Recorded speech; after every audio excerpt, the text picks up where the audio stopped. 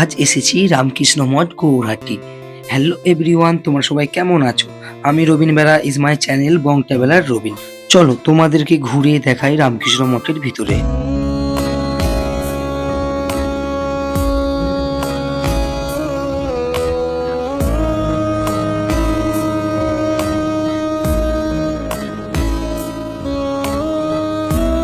রাস্তা দিয়ে যাওয়ার সময় রাস্তার দুধারে এই যে সুন্দর দেখছেন ফুলের বাগান, দু সাইডে ফুলের বাগান পাবেন। আর এই দেখুন একটা বড় পুকুর, এই পুকুরটাও পাবেন।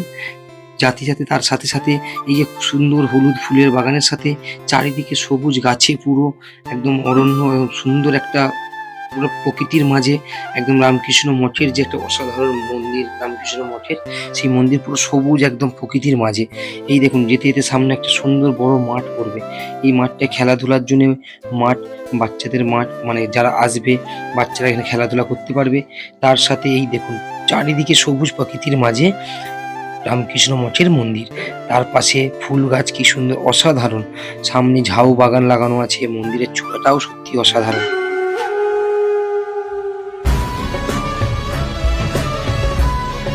তার সাথে সাথে রামকৃষ্ণ মঠের অসাধারণ এই গেট, এই গেটটাতে দেখুন সব ধর্মের লোগো লাগানো আছে, অসাধারণ। আর এইটি হলো রামকৃষ্ণ মঠের বিদ্যাপীঠ, স্কুল, পড়াশোনার হোস্টেল, এমনকি এখানে চিকিৎসালয় আছে, দাতব্য চিকিৎসালয়, যারা চিকিৎসা করাবেন চিকিৎসালয়, যারা যারা আসতে চান আরামবাগের হুগলি চলে